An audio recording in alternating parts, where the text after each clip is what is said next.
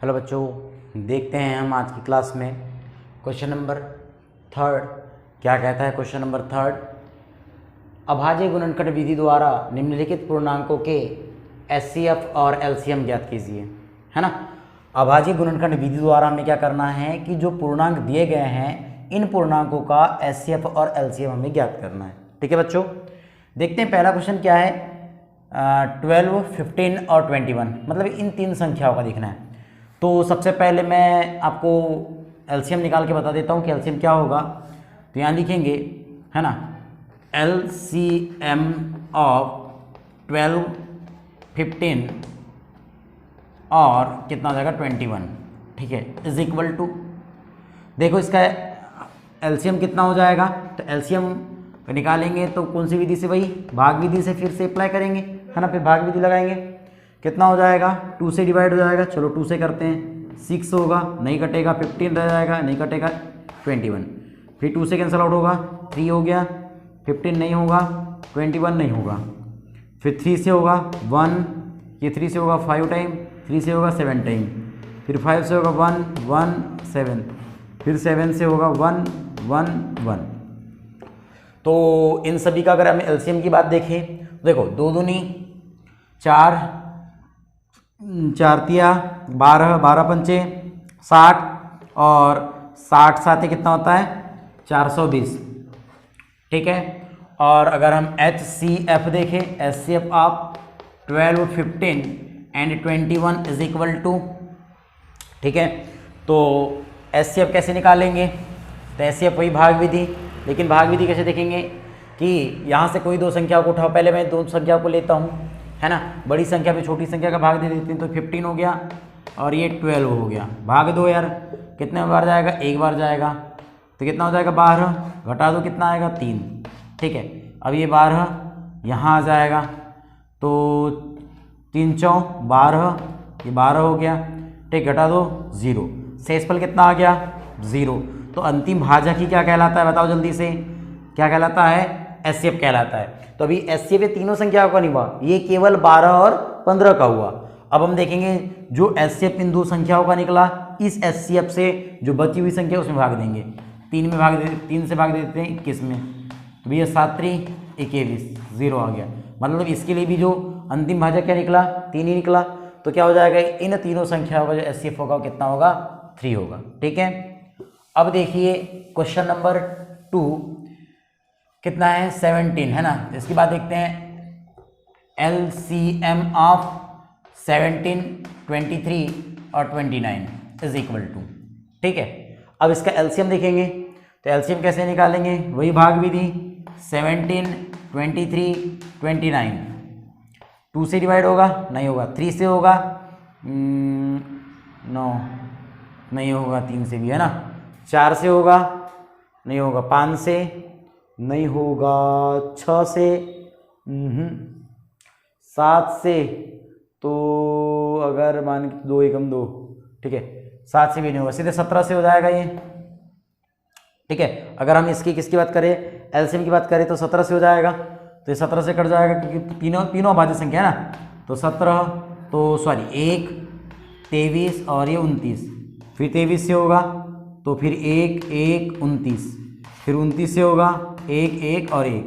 ठीक है, तो इन सभी का मल्टीपल, तो देखो 17 का अगर हम गुना 23 में कर देते हैं तो कितना होगा, 17 कम 17, 17 17 51, हाँ 17 51, 1 5, 17 दूनी 34, 34 और 5 39। ठीक है, अब कितना हो जाएगा गुना 29 कर दो, 9 एकम 9, 9 9 81, 1 8, है ना, 9 3 27, 27 तो 35। ठीक है, 35, 2 एकम 2, 2 9 18, 8 1, है ना, 2 3 6 और 1 7, जोड़ दो कितना होगा, ये हो जाएगा 9, ये 1 और 3 हो जाएगा, 8 और 5 13 की 3 हासिल का 1, है ना, तो ये हो जाएगा 11।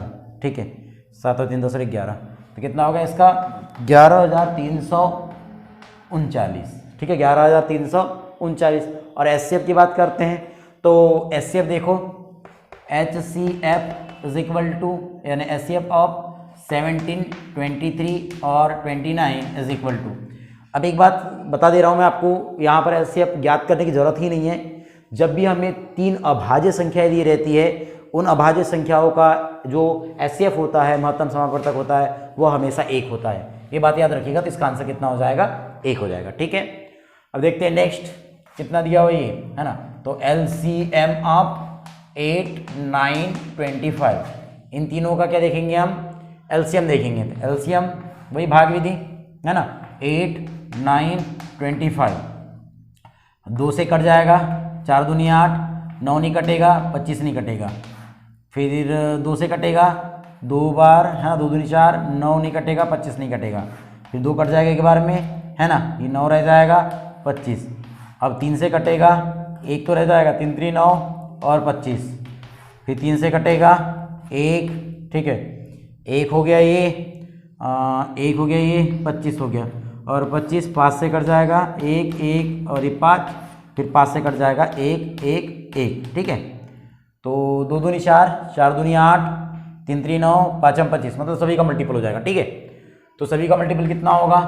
तो देखो बता रहा हूँ मैं आपको, 25 400 होता है, तो 25 8 200 हो जाएगा, और 8 9 दूनी कितना होता है? 9 दूनी 18 है ना, ये हो जाएगा 18 20 1800 सीधे सीधे। ठीक है, और आप अब देखो क्या हो जाएगा, ये HCF है ना, HCF देख लेते हैं। तो देखो अब HCF होगा तो 8, 9 और 25, तो इसका दोनों का HCF होगा। अब देखो क्या हो गया, यहाँ पर ये अभाज्य संख्या है, सॉरी ये भाज्य है, ये भी भाज्य है और ये भी भाज्य है, तीनों भाज्य है। तो अब देखते हैं इन संख्याओं का HCF क्या होने वाला है। सबसे पहले 2 संख्या ले लेता हूँ, ये 2 है ना, तो 8 से 8 का भाग 9 में दूंगा। ठीक है, तो 8 एकम 8, 1 आ गया, 8 को यहाँ लिखूंगा, 8 है ना, 8 टाइम डिवाइड हो जाएगा ये, तो 0 हो जाएगा, ये 1 ही रहा, और 1 का अगर मैं भाग 25 में दूंगा तो 1, तो इसका भी आंसर कितना होने वाला है? 1 होने वाला है। ठीक है बच्चों, तो क्या हो जाएगा, ये जो तीनों क्वेश्चन है, तीनों के आंसर आपके सामने दिए गए हैं, प्लीज़ नोट कर लीजिए। ठीक है, देखते हैं नेक्स्ट क्वेश्चन, क्वेश्चन नंबर 4। ठीक है, क्या कहा, HCF ऑफ 360 है ना, 360 657 इज इक्वल टू कितना है? 9 है। यानी कि अगर ये दो संख्या है 306 और कितना है 657 का जो क्या कितना दिया गया है, HCF दिया गया है, वो कितना है? 9 है। LCM कितना? 306 और 657 का हमें ज्ञात करना है। तो देखते हैं इसका हल कैसे ज्ञात होगा। सबसे पहले हम लिख सकते हैं, दिया है क्या दिया हुआ है, तो हमें HCF दिया है ना, HCF ऑफ 306 और 657 इज इक्वल टू 9। ठीक है, अब देखिए हमको क्या ज्ञात करना है? LCM ज्ञात करना है। तब हमने फार्मूला पढ़ा था कि 2 संख्याओं का प्रोडक्ट ऑफ 2 नंबर्स है ना, तो हमने क्या देखे थे? A into B is equal to HCF of कितना हो जाएगा? HCF of A B into LCM of क्या हो जाएगा? A B। ठीक है बच्चों, अब देखिए, अब इसके जगह कितना है बताओ? इसके जगह 306 है और इसके जगह कितना है? 657 है, बराबर। अब देखो इसका, देखो ये हो जाएगा HCF 306 गुना कॉमा कितना हो जाएगा? 657 गुना LCM ऑफ 306 इंटू 657। अब देखो इसको जैसा का वैसा रख देता हूँ मैं, 306 गुना 657 बराबर, देखो इसके वैल्यू हमारे पास गिवन है, कितना है?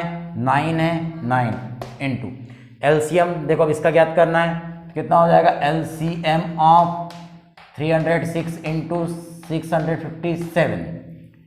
देखो 9 का हम क्या कर देंगे, इधर ट्रांसफर कर देंगे, तो ये अभी देखो मल्टीपल में कहाँ जाएगा? डिवाइड में जाएगा, तो 306 इंटू 657 अपान कितना होने वाला है? 9 इज इक्वल टू है ना, LCM ऑफ 306 इंटू 657।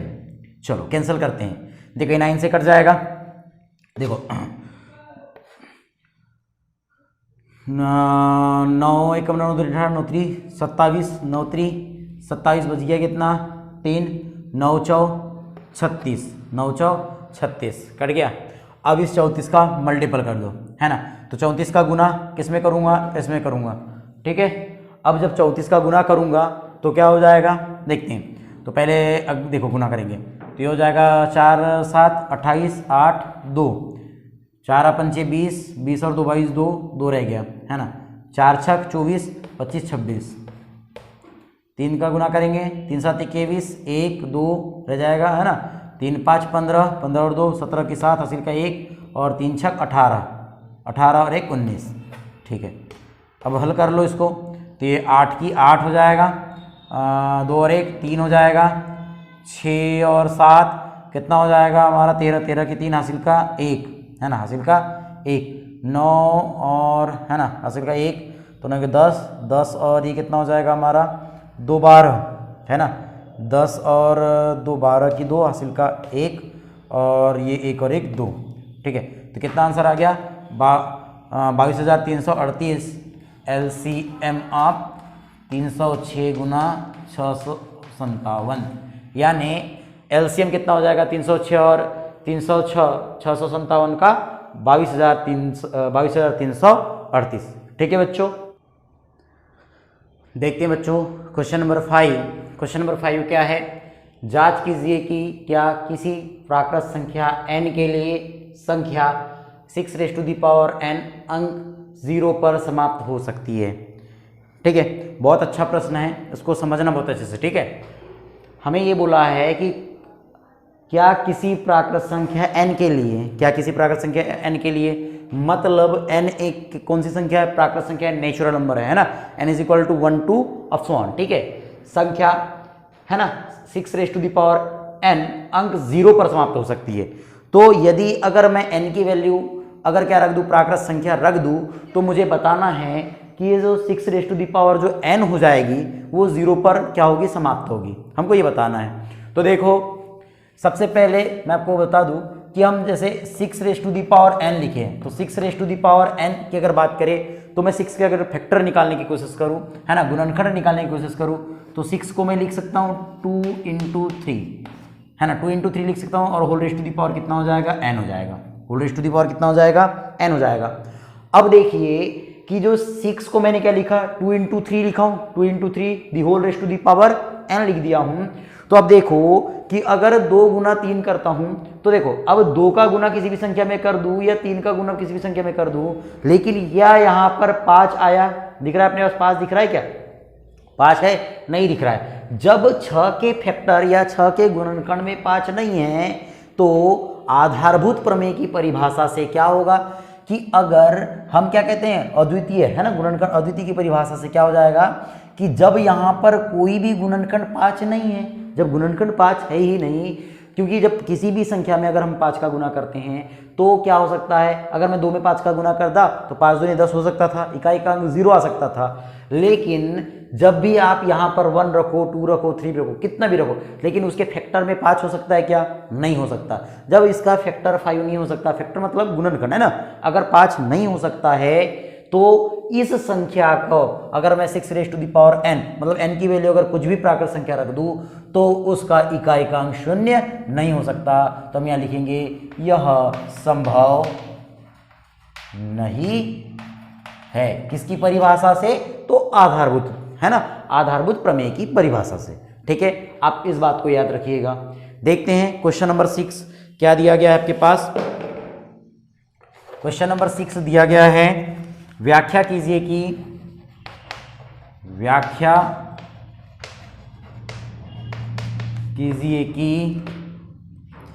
क्या किसी प्राकृत संख्या व्याख्या कीजिए कि 7 × 11 ×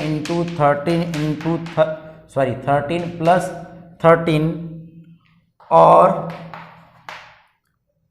7 × 6 × 5 × 4 × 3 × 2 × 1 प्लस 5, है ना। हमें बताना है कि व्याख्या करना है कि ये जो दो संख्याएं दी है हमारे पास, यह भाज्य संख्या क्यों है, भाज्य संख्या क्यों है, हमें ये बताना है। ठीक है, तो देखो बहुत ही अच्छा प्रश्न आ गया कि अब जब हमें ये दो टर्म दी गई है, हमारे पास ये बताना है कि दोनों भाज्य संख्या क्यों हैं। तो एकदम सरल तरीके से देखें उसको कि अगर हम इसको हल देखें तो सबसे पहले जो संख्या दी है आप इसको क्या कर दो, ये फैक्टर में भी दी गई है और योग में भी दी गई है ना, तो इसको क्या कर दो आप हल करो। तो अगर मैं इसको हल करता हूँ तो देखो कितना हो जाएगा ये, तो देखो अब सबसे पहले योग नहीं करते क्योंकि बॉडमास के नियम से हम हल करेंगे। तो अगर 13 का गुना अगर मैं 11 में कर दूँ है ना, तो कितना हो जाएगा, 13 एकम 13, 13 की 3 हासिल का कितना हो जाएगा 1, और 13 एकम 13 और 1 14, 143 है ना, गुना 7 कर दो तो कितना होगा 7 3, मतलब कि अगर इसको यहाँ लिख लेते पहले ना, 7 × 11 × 13 + 13 इज इक्वल टू, देखते हैं तो 7 3 21, 21 के 1 हासिल का 2, 7 दूनी 7 चौक 28, 28 29 30 0 3 हो जाएगा, और 7 एकम 7, 7 और 3 10। ठीक है, तो कितना हो गया 1001 हो गया। ठीक है बच्चों, अब और ये देखो योग 13 भी करना है और 13 को जोड़ दोगे तो कितना हो जाएगा, ये हमारा 14 हो जाएगा। अब देखो इसको हम हल करेंगे तो इसके अभाज्य गुणनखंड निकालते हैं। तो अभाज्य गुणनखंड कितने निकल जाएंगे, 1014 के 2 से पहले घटेगा तो 5 दूनी 10 है ना, 5 दूनी 10। अब देखो ये 1 है नहीं जा रहा है तो 0 लगा दूंगा, 14 तो 7 दूनी 14। ठीक है, फिर 2 से जाएगा क्या, नहीं जाएगा, 7 और 5 12 है ना, 7 और 5 12, 12 पर 12 और 3 से भी नहीं कटेगा है ना, 3 से भी नहीं कटेगा, ये 4 से नहीं है ना, 5 से तो कटेगा ही नहीं, 3 से कटता है क्या देख लेते, 3 एकम 3 बच गया 2, तो 18 8 3 से कट रहा है यार, 3 से काट देते हैं, कितना हो रहा है 3 एकम 3 बच गया यहाँ 2 20 हो गया है ना, तो कितना हो जाएगा 6 या 18 बच गया 2 और 3 9 27। ठीक है, फिर 3 से कटेगा, 3 से कट जाएगा, फिर कितना हो जाएगा ये, तो 3 से कटेगा ना, कट रहा है 10 और 16 17 नहीं कटेगा ये, 7 3 से कटा है ना, 3 एकम 3 तो बच गया 2 20 है ना, तो कितना हो गया 3 6 18 2 और 3 9 27। ठीक है, अब ये किससे कट जाएगा, 3 से कटेगा, तो देखते हैं 3 एकम 3 3 से 3 3 5 15 और 19 नहीं कटता, ये 4 से नहीं, 5 से नहीं, 6 7 से, तो 7 एकम 7 7 दूनी 14 बच गया 2 है ना, 28 नहीं कटेगा, तो किससे कट जाएगा 13 से, देखता हूँ 13 से, 11 से तो नहीं कटेगा, 11 से नहीं कटेगा, 13 से काट के देखते हैं, तो 13 से, तो 13 कितने का गुना कर दूँ, तो 9 का है ना, तो कितना हो जाएगा 9 का नहीं, 3 3 9 3 एकम 3 और 13, हाँ 13 से कट जाएगा, 13 और 13 से कट जाएगा 1। ठीक है, तो इसके अभाज्य गुणनखंड क्या क्या हो गए, तो इसके अगर अभाज्य गुणनखंड हमने देखे तो कितना हो गया, 2 भी हो गया, 3 भी हो गया, 13 भी हो गया और 13 भी हो गया। मतलब इसके अभाज्य गुणनखंड कितने निकलेगा, देखो जो गुणनखंड राशि हो गई कितनी हो गई, यहाँ पर 2 से अधिक हो गई और भिन्न भिन्न है, मतलब ये कौन सी राशि हो जाएगी, भाज्य संख्या। तो हम यहाँ लिखेंगे, हम यहाँ कैसे लिखेंगे देखो, तो लिखेंगे यहाँ पर कि 1014 के अभाज्य गुणनखंड क्या हो गया बेटा, 2 × 3 × 13 × 13 है, अतः यह कौन सी संख्या है, भाज्य संख्या। भाज्य संख्या क्यों हुई, क्योंकि देखो अगर अभाज्य संख्या होती तो क्या ये फैक्टर में टूटती, क्या नहीं, लेकिन भाज्य है, और भाज्य संख्या क्या होती है, भाज्य संख्या वे संख्या होती है जिसमें क्या हो, वे स्वयं संख्या है ना, वे स्वयं संख्या, और या कह सकते हैं कि वे संख्याएं जिनके 2 से अधिक भिन्न भिन्न क्या होते हैं, फैक्टर होते हैं, वे क्या कहलाते हैं आपके, बोलो भाज्य संख्या होती है। तो भिन्न भिन्न फैक्टर हो गए 2 से अधिक, तो हम इसको क्या कहते हैं, भाज्य संख्या कहते हैं। इसके पश्चात अब सेकेंड वाले को देखते हैं, सेकेंड वाला क्या हो जाएगा, इसको नोट कर लीजिएगा। ठीक है, अब सेकेंड वाला क्या हो जाएगा, कितना है 7 into 6 into 5 into 4 into 3 into 2 into 1 plus 5 is equal to, देखो हल करते 2 एकम 2, 3 दूनी 6 है ना, 3 दूनी 6 और 6 पंचे 30 है ना, 30 हो जाएगा और 3 चौ 12 120, 7 छक 42, हल करो तो 42 से कम 42 शून्य शून्य, 42 दूनी कितना हो जाएगा, 42 दूनी आपका हो जाएगा 84, ठीक है, 84 की 4 हासिल का 8 42, तो ये हो जाएगा 50, ठीक है, और 5 को जोड़ दो तो कितना होगा 5045।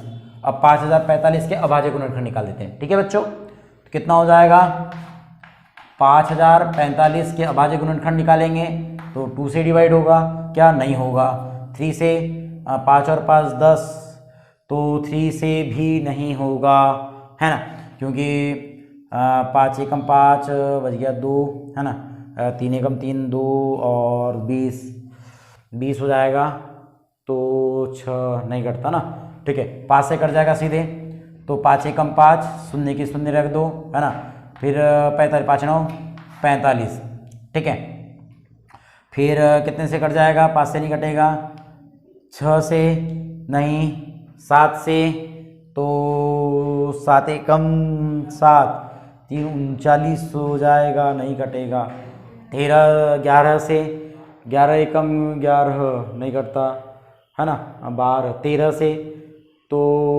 13 3 3 9, 13 से देखते हैं तो 13 से 3 बार नहीं, 3 नहीं कट रहा है, तो सीधे 109 है ना, 109 किसी से कटता है क्या, तो 2 से कट रहा है, नहीं कट रहा है, तो 5 से भी नहीं कटेगा, 7, तो 17 से अगर हम देखें तो 17 के पाड़े में आता है,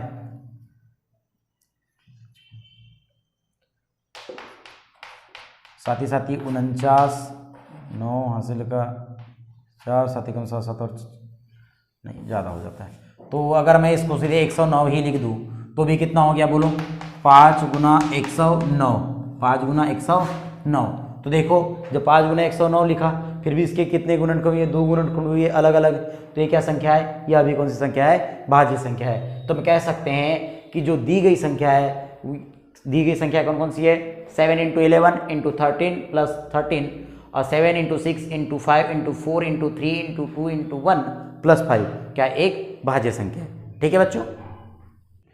देखते हैं बेटा नेक्स्ट क्वेश्चन क्या है,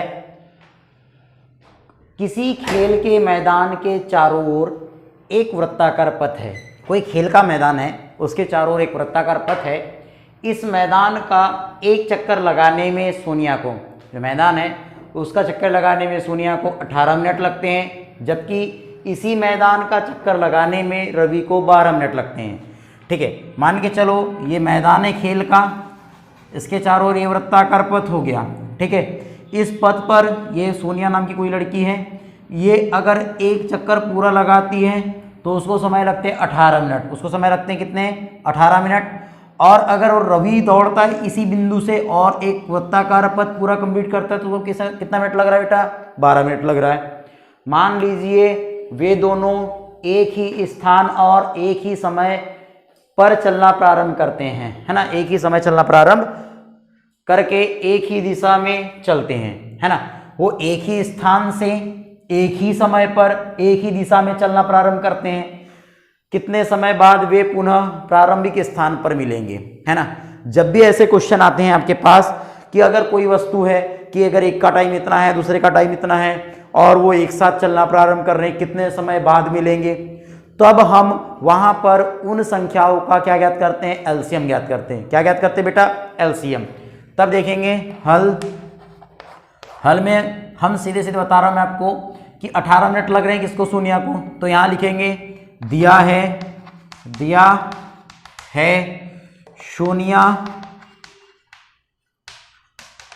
को लगा समय, सोनिया को जो समय लग रहा है वो कितना है बेटा, 18 मिनट, ठीक है, और जो रवि है, रवि को लगा समय कितना है, 12 मिनट।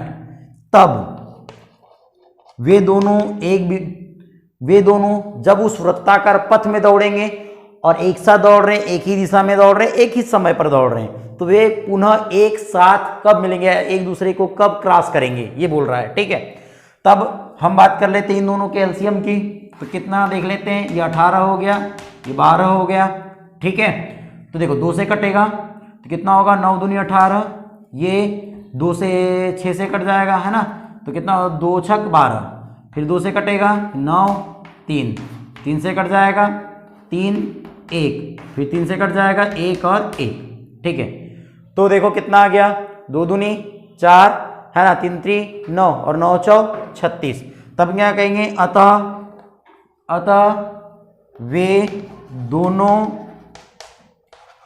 प्रारंभिक स्थान पर कब पहुंचेंगे, 36 मिनट बाद पहुंचेंगे।